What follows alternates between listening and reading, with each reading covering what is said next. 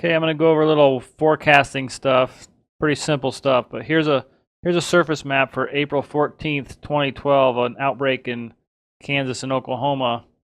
Top number on these station plots is going to be the temperature, and the bottom number is the dew point. And the winds, you can tell the directions like south here, south, southwest, southwest, southeast. Each long barb or stick is a 10 knots, so there's 20 knots here. It says gusts 25 knots, 20 knots there, gust to 33 knots.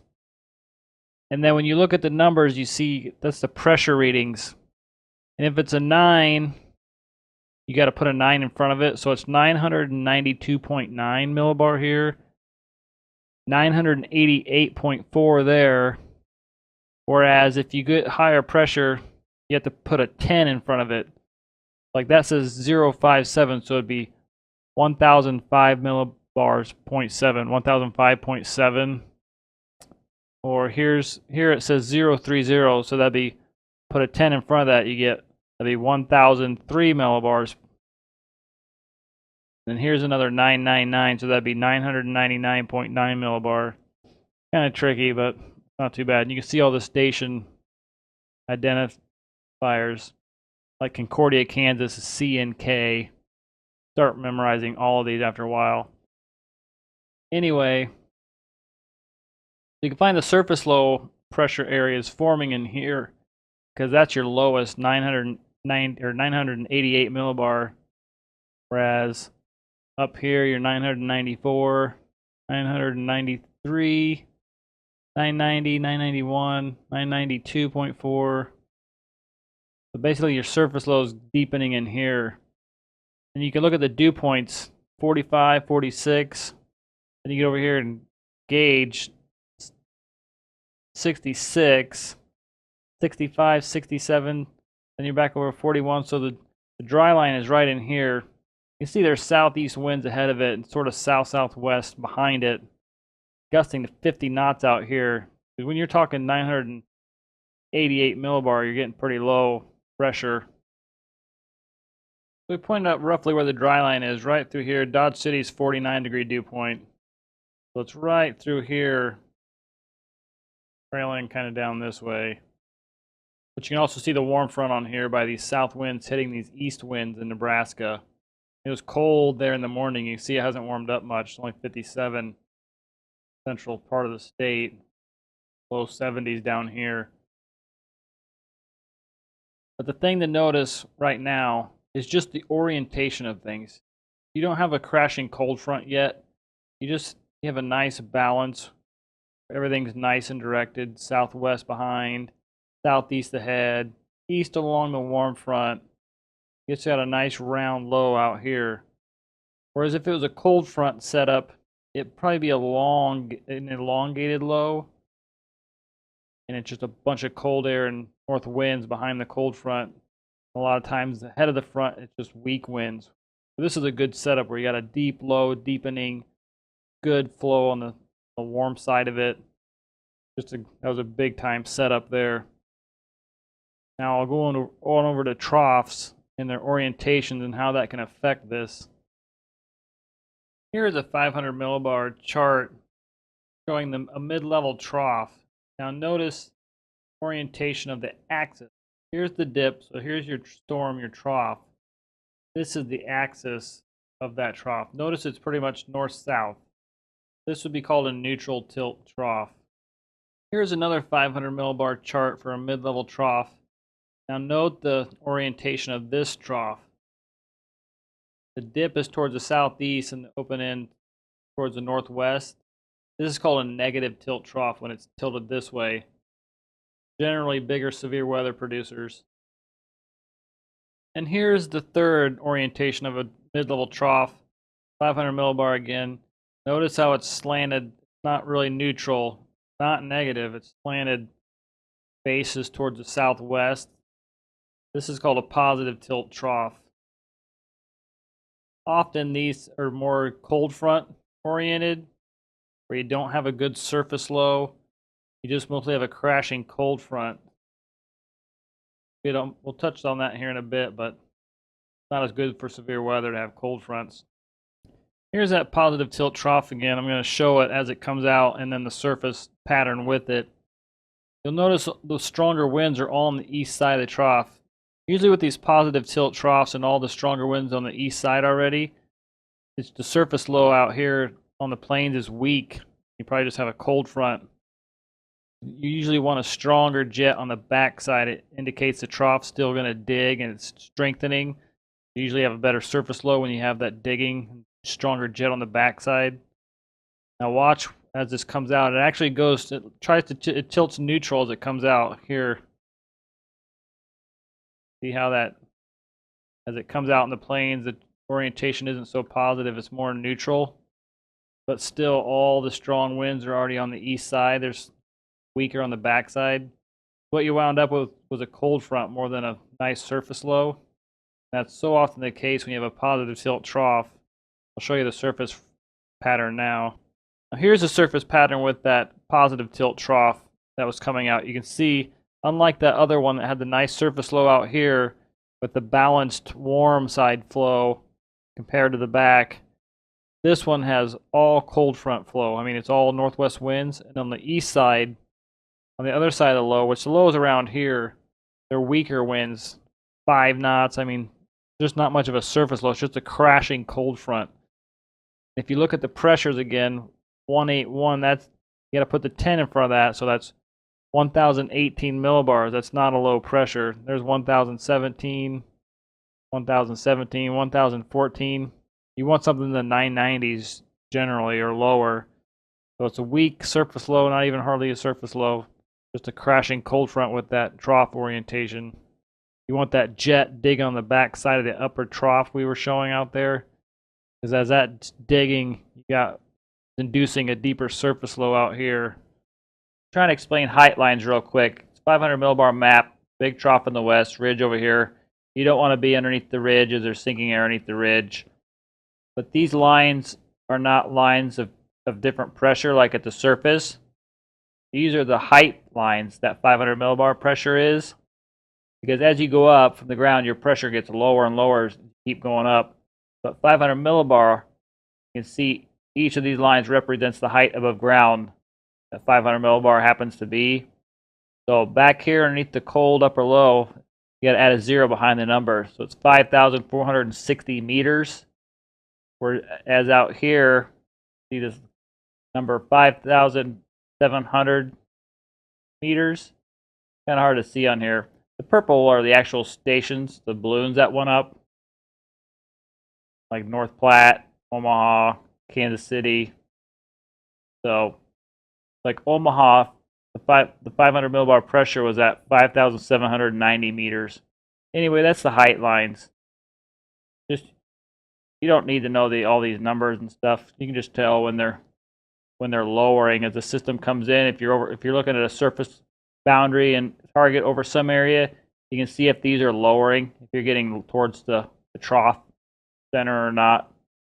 Going back to that good surface low setup, that April 14th outbreak day, with that surface low over around here, western Kansas, eastern Colorado, with the warm front that was up here in the dry line. Now I'm showing the upper level jet at 300 millibar or 30,000 feet. You can see on the back side of the trough there's some good wind still. That's why there was a deepening surface low out here. Big jet coming out on the other side, but you still have some digging and some strong jet on the back side. You always want to see that. Once you see something with everything on the southeast side, it usually ends up being more of a cold front than anything.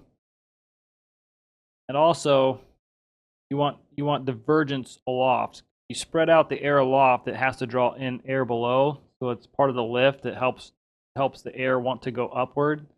Just like a front is convergence, it forces it upward. This is kind of like a vacuum effect aloft.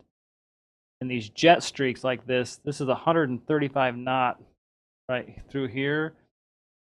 There's basically 2 areas usually that have divergence. One is the front left quad, which is this area, the front left area, or else the rear right quad, back in the right side of the jet. Usually get a lot of rising divergence areas up in this area as well as you get it back here. You can see it, this actually plots where there's divergence yellow shadings. You can see it's a ton of it right in here. There's actually some back here. Doesn't do a lot of good without instability back there.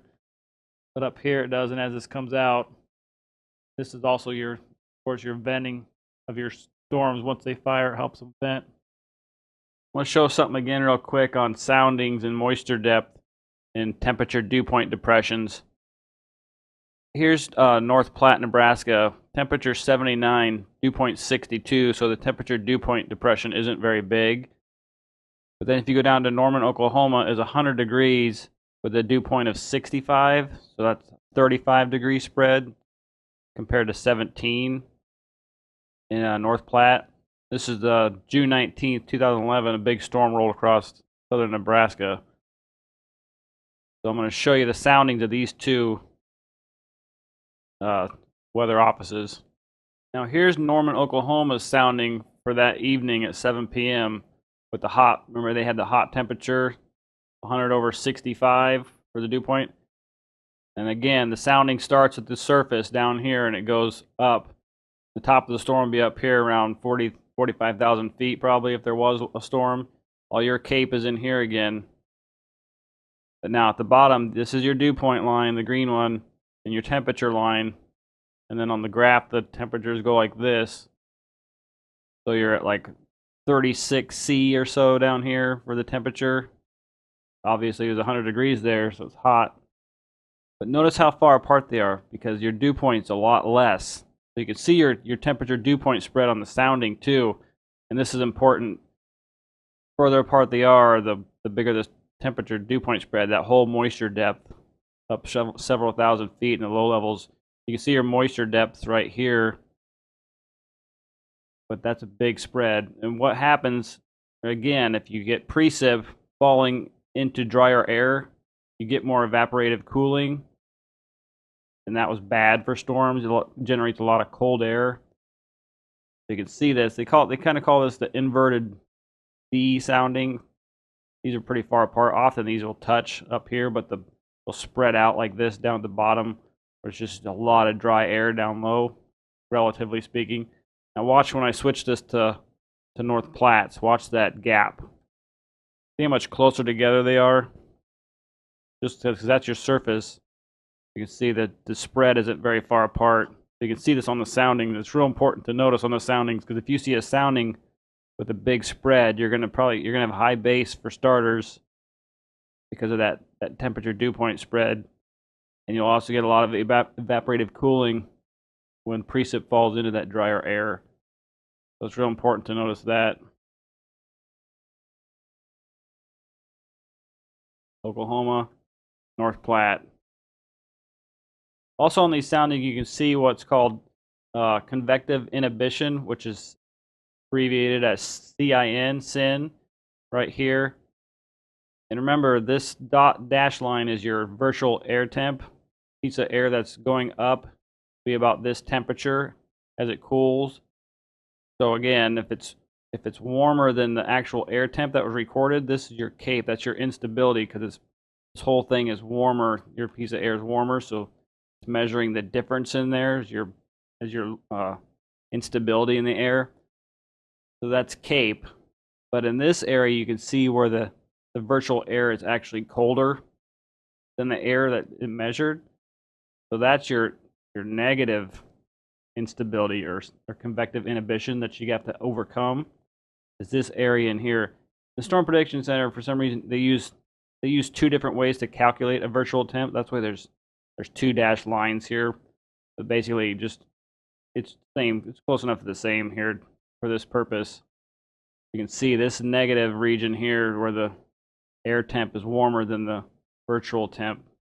See, there's 197 thin, so that's a lot. Whereas if you get a good front, you can overcome some convective inhibition, but if there's too much, you're just not going to. Now watch when I switch back to North Platte again. See how all the way down to near the ground there is no negative area between the virtual air temp of the air rising and the actual air temp. So you can look over here and see again the SIN is actually 0 at North Platte. So this is a better looking sounding for a couple few reasons: the moisture depth and the lack of the huge spread of the moisture compared to the temperature down low, and there's no convective inhibition down here. Here's a couple things to point out. Here's the effects of a front on moisture depth.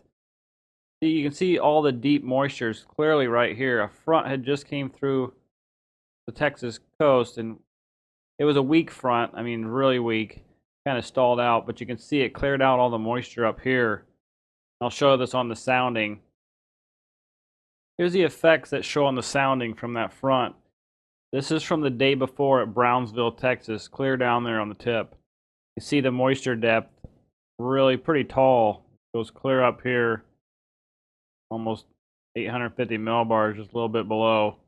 It's also about the same as the temperature, so it's really good. Temperature dew point depressions aren't very far apart at all. Good, nice, deep moisture. And now after that front comes through, you can see what it looks like the next night. See how much shorter it is now? That front comes through and it really zaps the moisture depth. There's still good low-level moisture. As you can see, the winds down there are already turned around again to the southeast. So it didn't push it very far offshore, but you can see what it did do. It really killed the depth of that moisture. And this is important on other days, but we'll go back to that map or that satellite image here real quick. But just note how shallow that moisture depth is. It isn't very tall off the ground before it gets super dry. Shallow moisture depth now. I want to talk a little bit about mixing. You have to use a little imagination here, but clearly all the deep moisture is down here now. The front pushed through, and it's got all that deep moisture down here, and this is shallow moisture at best. Really not very deep off the ground, that there's good moisture before it gets super dry. So now imagine a big front comes through, and it goes a lot further. Imagine it blasts all the way through the Gulf into the Caribbean. Then your whole entire Gulf has that very, very shallow moisture depth over it. There's only two ways to get good moisture back. You could heat that. You let it saturate the air above the Gulf, which could take days and days and days of the Gulf putting out moisture. Or else you can get a big system and the winds will come back and blow it all back from the Caribbean down there where it went. A lot of times that can take too long to get ahead of the next upper trough that comes in. So if all you have is like that shallow moisture depth like we just seen on Brownsville sounding after this front push through, that shallow moisture is returning north. What happens to it is if there's a lot of sun, you get mixing because you're heating the ground. So the air's you're getting vertical mixing of the air from the heat, and that can just mix out all your moisture, and you can end up with really dry air by the time it gets north. So it's something to think about, and it's good. A lot of early systems, especially, you want to check the Gulf soundings to see how deep the moisture is, because if the moisture down there is shallow like that, and that's the kind of air you're returning north, you might sit out a chase day because of that, because you know that moisture is not going to survive the trip north because it's not deep enough. You know, the winds will mix out moisture too, just blowing it around. But a lot of it's the vertical mixing from the heating of the ground, the air columns with upward motion from the heating carries some of that moisture up and mixes it out with the drier air off the ground, and it just kills your moisture. You really need the deeper moisture to be in place, or else a longer time for it to come back. Because not all the time, just because you got winds blowing off the Gulf, your moisture's good. Even if your dew points along the coast look good, they might be just very shallow like that, where they're not deep enough. So that shallow, it's good here, and as soon as it's getting up here, you can watch your dew points falling off because it's mixing out. You really got to pay attention to that moisture depth on your spring systems.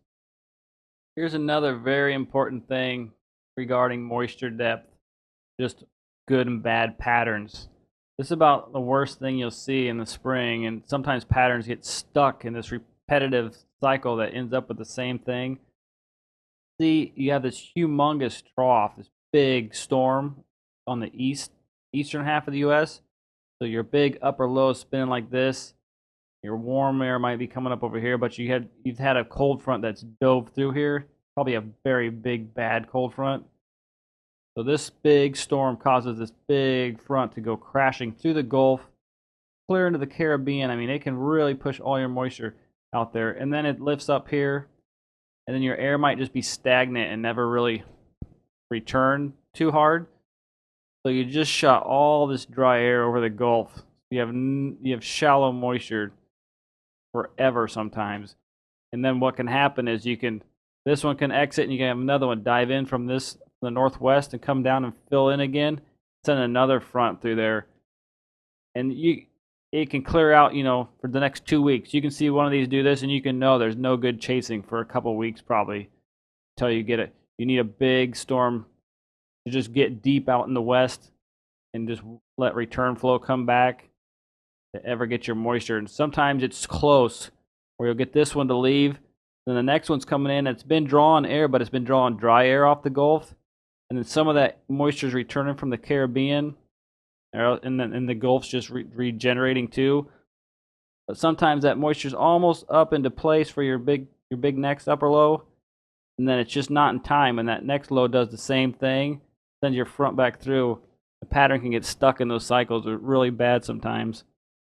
And the other thing that can happen is you can get a big low that comes down to the south and goes across here.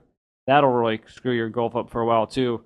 The best ones are when you have a pattern where you got troughing in the west that keeps refilling. You'll get a lead low come out, and that one will go northeast instead of this one kind of coming this way. And then as that comes out, it's got low pressure drawn in air this way, so it kind of primes it. It'll pull back some moisture, and then it'll go this way. So that first system might not be worth chasing because the moisture wasn't back in time, but it might have helped it come back as it went through. So then the next one that comes through could have the moisture back in place. Some of these patterns, some years, can just get stuck in this repetitive cycle of just nothing but cold front screwing your Gulf over and over. Usually that's an earlier season activity, but sometimes even in May, that'll set up for a while. And that was the 500 millibar mid-level chart.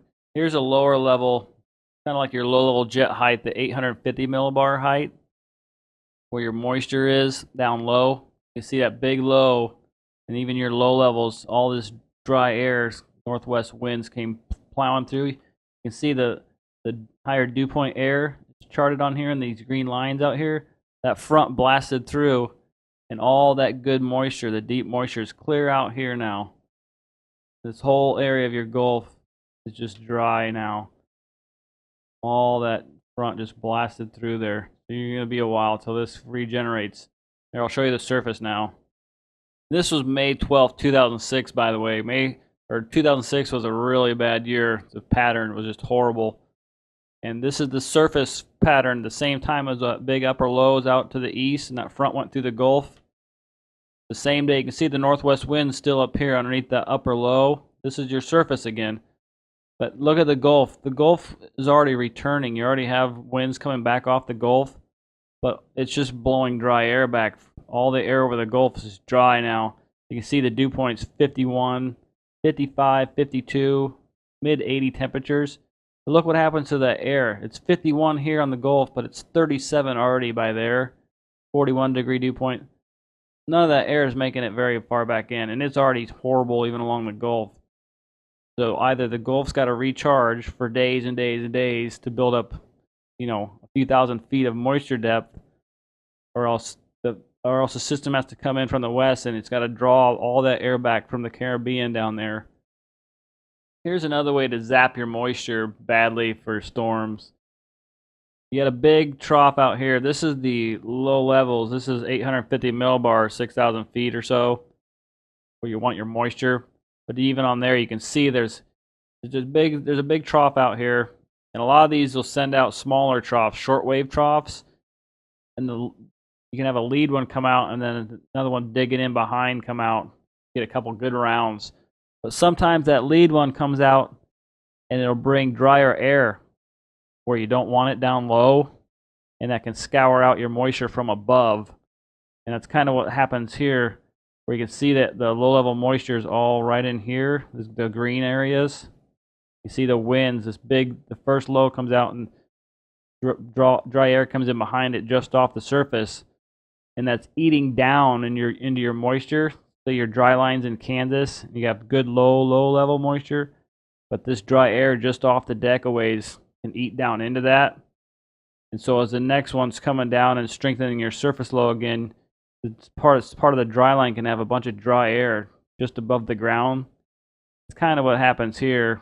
I can show you the surface map here in a minute, but just look at that dry notch. So if you have a dry line right out here deepening for your next shot, you need that low level flow to come back before it's too late. Because if it goes past heating and you're still dealing with that dry air above your dry line, it can really screw your chase day over. Remember that dry air with that lead wave came across here. You can see in the afternoon already Dodge City's winds are turning to back, but the dew point's 40 degrees.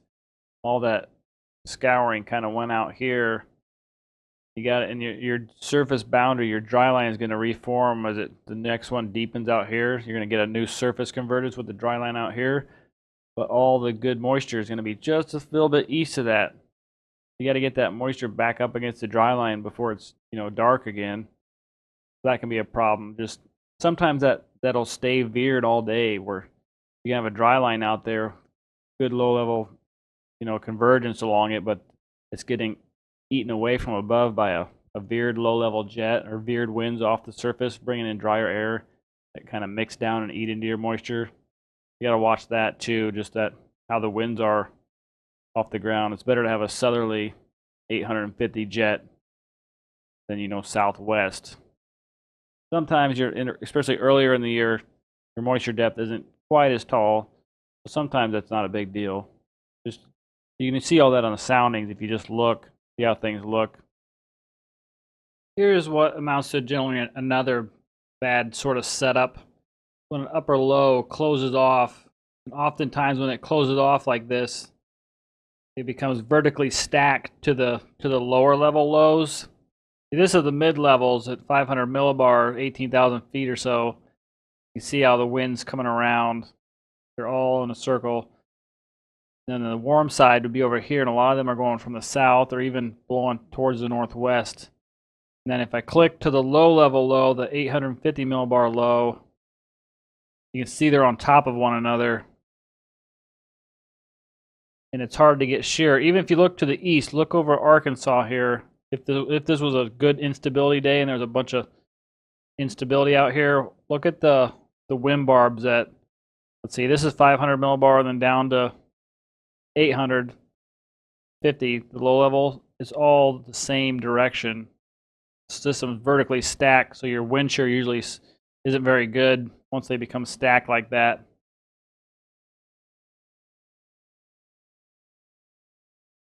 And also your surface pressure, usually by the time that happens, you got a weaker surface low underneath there, so your surface winds are often weaker. And they're also stacked, so they're spinning a bunch of unidirectional flow even down to the surface. I'll show the surface here. And here's the surface pattern underneath that stacked upper low. If you look at the numbers, about the lowest pressure you can find is around Oklahoma City, 1,005 millibar, 1,007.2 millibar, 1,007.6 millibar. So roughly it's in here and it's just weak. Look at all the stagnant. There's no real strong winds. Now everything's just spinning all the same direction. So if you had a dry line and a warm sector out here, or a cold front even, or warm front up here, all the directions from the ground on up is all stacked the same direction. So you have no directional shear. You end up with a linear mess of storms. Probably more on that later, but gives you an idea. There's a lot that can be said on this one day. This is April 26, 2009. There's a big high risk for tornadoes out here.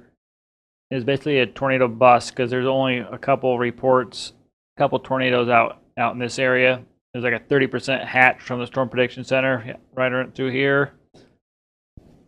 There's a few things to note about bad things that can go on. First of all, you can tell the air is very rich. So if you get really warm, humid, good air mass coming north, you get cold air coming in aloft, you can get so much good low-level warm air that if there's no cap, it can all start to convect. And that's what this did. This blew up down here, and it's already moved up here. It's like warm advection storms, just kind of a mess of storms blowing up all over. And your dry line's out here yet. So those can contaminate the air, and then that air gets blown west. And you can only have so much room sometimes, because if you know that air hasn't gotten quite out here, you know your storms might have some time, but as soon as they hit that junk air, they're going to die. That's one thing to consider on some days. It's just how, if there's not enough cap in the warm sector, you got to wonder about your warm advection storms, or if the warm advection so strong sometimes alone, wonder about warm advection storms ruining the whole day. It's really hard to know on a lot of days. But the other thing I'll show you on the upper maps in the hodographs, you don't want to go from back surface and then veer as you go up and then back again as you go further up. You want to just go from a back surface from the southeast, or whatever's back from your mid-levels, and then turn clockwise as you go up. You don't want to, as you go up, turn clockwise and then start turning back counterclockwise as you get even higher. It's called a veer back pattern, and they really never seem to pan out. They almost always seem to result in a day you wish you hadn't chased, and just not that great of storms. So I'll show that here. Here's the 500 millibar flow that day at 7 p.m. You can see it's nice big trough, southwest. And what you don't want to do as you go above 500 millibar is start to back again. You got nice back surface, you turn to southeast in the mid-levels. You don't want to go up higher and then start backing again. But look what happens if you go up to 300 millibar. See how it's back more out here? It's not so bad over here, but back here it's getting shunted. It's getting backed southerly aloft, like way aloft, 300 millibar. I'll show it on a hodograph in the soundings as much as I can, because the fronts here, we only have Norman and Dallas for actual soundings. The other ones are behind the front. So even these, like Dallas's will look good because it's out here, but even Norman's, you can see the veer back, veer pattern as it gets closer to that more back upper flow. Now here's the Fort Worth sounding in the hodograph. This is the hodograph. Kind of hard to explain what it is, but each color is 3 kilometers. Or this first one is the first 3 kilometers, the green is the next 3 kilometers, the brown's the next 3. And then that one, I guess, is how they do it. But the Storm Prediction Center's hodographs happen to be really ugly. I don't know how they managed to make them so ugly, but they're really usually ugly looking. But anyway, you want your hodograph to go like this and curl. It's just another way of showing how your wind flow is. Or if you have weak winds down here and then strong winds up here, you probably have a straight line hodograph. You want turning, you don't want straight line hodographs. But I'll show you what you also don't want. You don't want an S shape. But pretty much trying to ignore the purple. Just look at the first 3. Yeah, this is nice and curved. You can see on the wind barbs, they're nice and curved and strong the whole way up at Fort Worth. Now watch when I switch to Norman, Oklahoma. Trying to ignore the purple mess. You can see on theirs, got an S shape to it. You don't want to see the S shape. That's your veer or your back veer back pattern. And also you can see out here at Norman, it's not the upper flow like on that other map, because that upper flow was back to the west, is backing to the south back over there. Further to the east it wasn't, but you still have the veer back veer pattern down lower. You're just backing again before 500 millibar. You're going back and you're veering up. Now you're backing again towards the south. You're getting that change in the turn with height, and it results in an S-shaped hodograph. And I'll try and explain why that's bad. here in a second on the satellite. Just remember you're going up with height and you're turning. You want to turn quickly in the low levels and then kind of probably stay in the mid levels and then be strong. You for sure don't want to back and then veer again. So you want your storms to have a tendency to turn right of where their anvils, where their precip's bedding, and then into the good low level air. You do not want them going left.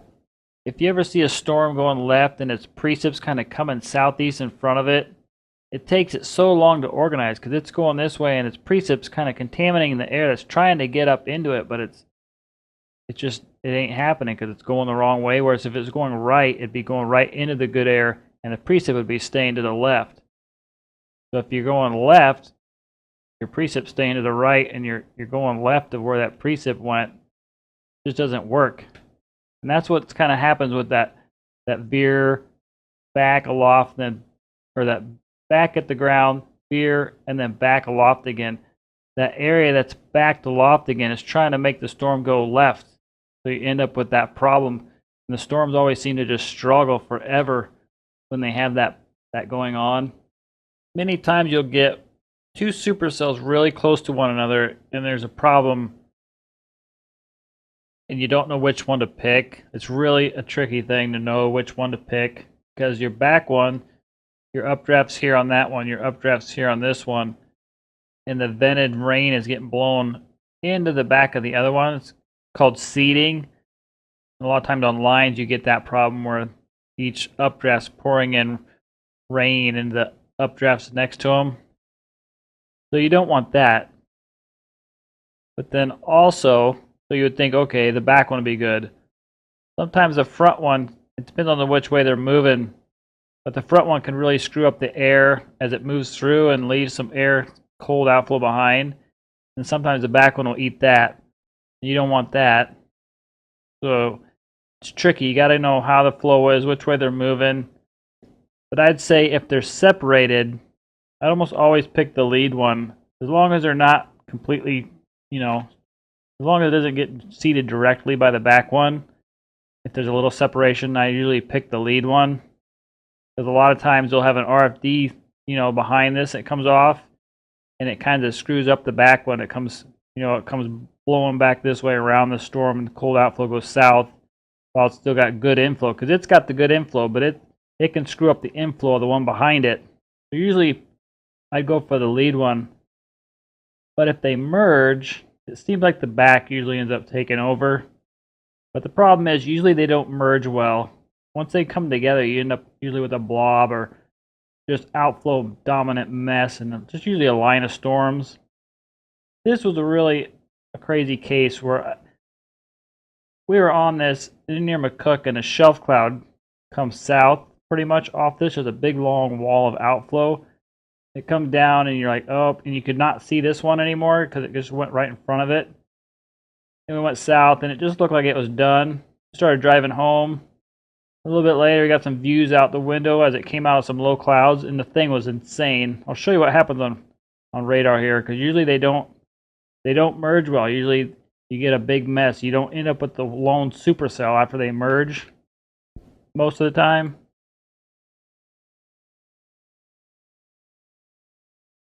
And it was going crazy there. It looked crazy. It went all the way east of the Hastings, Nebraska radar. But watch how the lead one rotates down into it. It gets caught up and it's rotating. It's like I'm sure this is killing the updraft. The circulation's still showing on the radar. And this thing just eats that. So right down into it. Bam. Now you got one. Somehow that came out of there as one supercell.